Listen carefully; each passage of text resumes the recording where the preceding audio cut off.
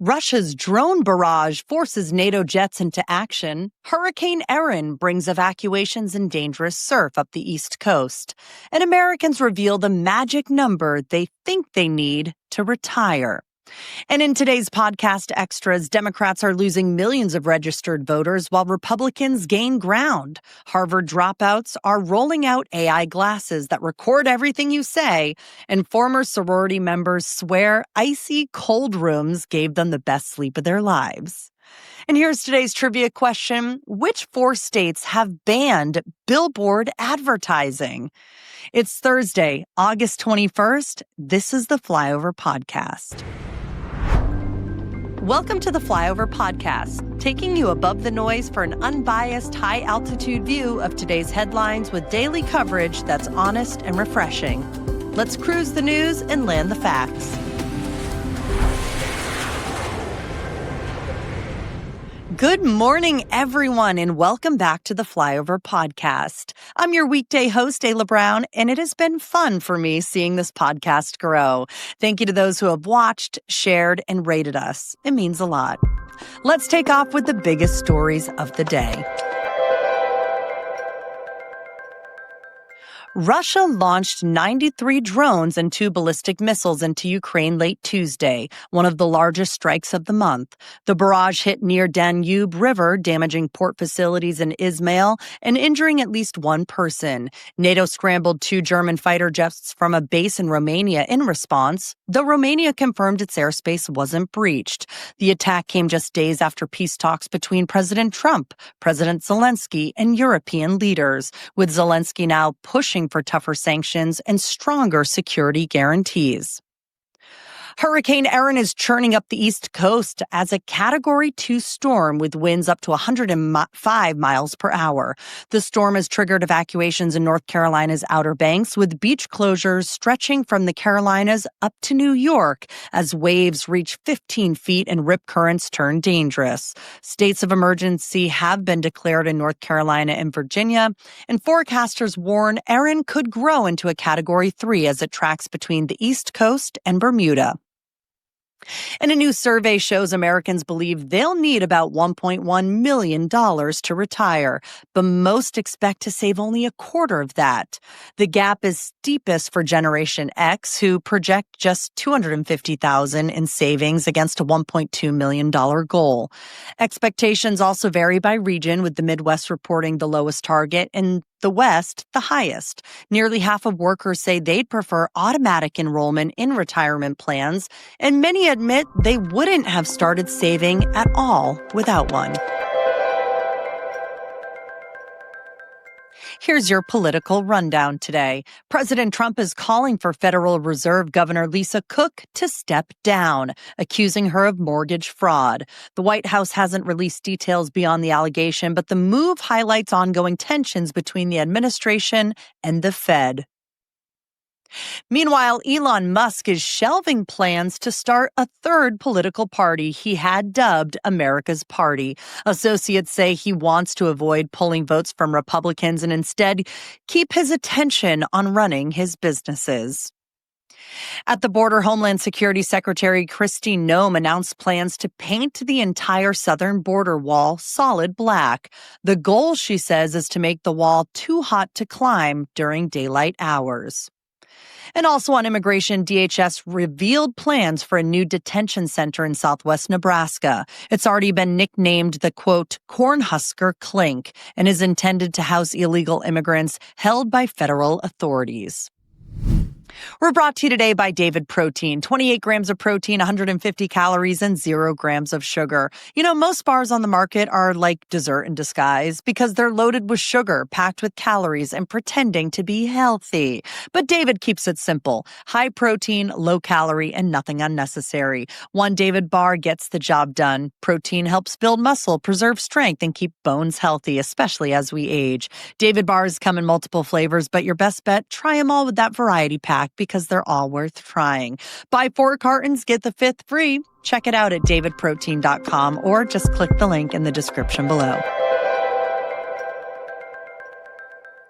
Here are some extra stories just for listeners of the Flyover podcast that you're not going to find in the email edition, and that's why we call this Podcast Extra. Democrats are facing what analysts are calling a voter registration crisis. Since 2020, the party has lost more than 2 million registered voters across 30 states, while Republicans have gained over 2 million during the same period. The shift is showing up in battleground states like Arizona, Nevada, North Carolina, and Pennsylvania, and even in Democratic strongholds like New York and California. Experts say this isn't just a short-term dip, but part of a longer trend that could shape both the midterms and the 2028 presidential race. Two Harvard dropouts are getting some attention for a controversial new gadget, a $249 AI-powered glasses that record and then transcribe everything you say. Their startup, called Halo, claims the device can give users infinite memory by feeding back answers and prompts in real time. But the glasses don't show any sign that they're recording, raising big privacy concerns, especially in states that require consent to record conversations. Privacy advocates warn the so-called Halo X could blur the line between useful AI and constant surveillance. And on TikTok, former sorority members are going viral for praising cold rooms, also called sleeping porches, as the best sleep setup that they have ever had. These near-freezing, dark communal bunk spaces, popular at schools like Purdue and Indiana, line up with what sleep experts say, which is colder, darker conditions are ideal for deep rest. So what are the downsides? Noise, light distractions, and the easy spread of colds or flu. But for many, that icy bundled up slumber remains unbeatable. Would you sleep in the cold? I know some European countries that have their babies nap out in the cold. Obviously, the babies are bundled up, but they say that they get great sleep. Still to come, ESPN's latest list of the top 100 players has been revealed. I'll tell you who made the top spot. Plus, would you ever eat a burger made from cat food? People are, and you'll be shocked by what they're saying about it. We'll dive into it after finance and a stock market update. In finance, Hertz is teaming up with Amazon to sell some of its used car inventory online. Through Amazon Autos, shoppers will be able to browse, finance, and purchase vehicles from Hertz's fleet, including models from Ford, Toyota, and Chevrolet. Next, Target is preparing for a leadership change, naming Chief Operating Officer Michael Fidelka as its next CEO, starting February 1st, 2026. He'll replace Brian Cornell, who's stepping down as the company works to reverse a recent slide in sales. And fashion brand Guess announced it's going private in a $1.4 billion deal. The buyers include the company's co-founders, its CEO, and Authentic Brands, the group that also owns Reebok. Here's your stock market update. Markets were mixed on Wednesday. The Nasdaq slipped 0.68% and the S&P 500 edged down 0.24%, while the Dow inched up 0.04%. Bitcoin gained 1.26% to trade above 114,000, and gold climbed 2.39%, pushing past $3,390 an ounce. But the day's biggest mover was Newegg Commerce, which surged nearly 24% after announcing an expansion of its stock sale program. Here are your top sports headlines. Boxer Julio Cesar Chavez Jr. has been deported to Mexico after overstaying his U.S. visa and allegedly lying on a green card application. Mexican authorities also say he's wanted there for suspected ties to the Sinaloa cartel. In women's basketball, the WNBA has already set a new season attendance record, with more than 2.3 million fans showing up so far, and there's still a month left to play. On the college football front, ESPN's latest list of the top 100 players has Ohio State dominating the rankings, holding 2 of the top 3 spots. Rounding out the top 5 were standouts from Texas, Clemson, and Notre Dame. Who was number 1? Well, it was wide receiver Jeremiah Smith from Ohio State. He's only a sophomore. See the full list in today's show notes.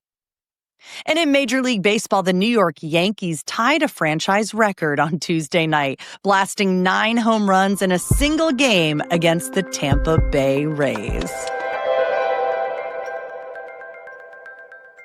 In science and technology, a Rhode Island startup has designed a winged passenger ferry that glides just above the water's surface. It's being promoted as a faster, more efficient way to handle coastal transport, and experts say it could even be adapted for future military missions. You want to see a picture of it? We've linked it in the show notes. Next, astronomers have also spotted a mysterious interstellar object named 3I Atlas heading toward our solar system. What makes it unusual is that it appears to generate its own light, according to Harvard astronomer Avi Loeb. NASA plans to take a closer look when the object passes near Mars this October. And in Italy, marine archaeologists have uncovered, a remarkably well-preserved Roman bathhouse beneath the Gulf of Naples. Believed to be connected to the famed orator Cicero, the site in Baiae still features mosaic floors and remnants of its original heating system, despite being submerged just 10 feet underwater. Here are some extra stories that we just thought you should know about today. In London, a Michelin-starred chef partnered with a cat food company to create a burger made with high-grade cat food ingredients, and to many people's surprise, human taste testers actually gave it rave reviews. Yes, you heard me correctly. Humans have tried this and they've enjoyed it, calling the burger, quote, absolutely delicious. Here's the problem. I have seen a picture of this burger, and it looks amazing. But would you eat it if you knew it was made with cat food inside? I don't think I'd be able to. Take a look at the burger, though. The link is in the show notes. Would you eat it? And be honest, leave a comment, too. In South Carolina, officials captured a large albino python near Mid-Carolina schools in the town of Prosperity. Authorities believe the snake was likely someone's escaped or abandoned pet, since the species isn't native to the area. Now, I am no snake expert, but it looked to be about 8 feet long or more. Oh, no, thank you. And Taylor Swift's next album, Life of a Showgirl, is getting a cassette release alongside digital and vinyl. It's part of a trend with younger listeners turning to retro formats as a nostalgic way to experience music. You remember those cassette tapes?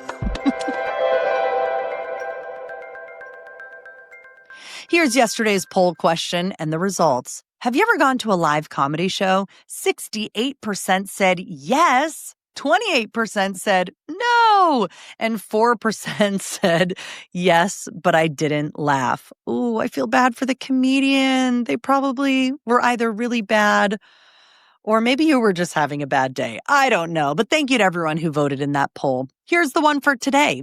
Have you ever experienced a hurricane firsthand? Either yes, no, or not yet. Oh my goodness. For me, it's actually yes. Last October, I flew into Fort Myers with my husband and our 2 kids. And when we landed and got off the airplane, we saw Governor DeSantis all over the television talking about evacuating Fort Myers. Okay, so no one told us a hurricane was coming. So we evacuated all right, 16 hours up to Nashville, Tennessee, where my husband and I actually used to live. So we weren't complaining too much about that. We stayed there 4 days, and I drove all the way back down to Florida by myself with the young kids. It was a wild experience just being in the car with 2 little ones, no tablets, no hotels. Gas was scarce, but we made the most of it. What about you? If you did experience a hurricane, leave a comment in the comment section with your story. I would love to read about them. And I will read the answers in tomorrow's show. All you have to do is vote in the show notes below. Are you ready for some fun trivia? Here's the question. Which 4 states have banned billboard advertising? The answers are Hawaii, Vermont, Maine, and Alaska are the only 4 states that have banned billboards. Each did it to keep their natural beauty intact. Hawaii was first way back in 1927, and Alaska was the most recent in 1998. Anyways, thank you so much for listening to the Flyover podcast on a Thursday. I hope you have the best day today.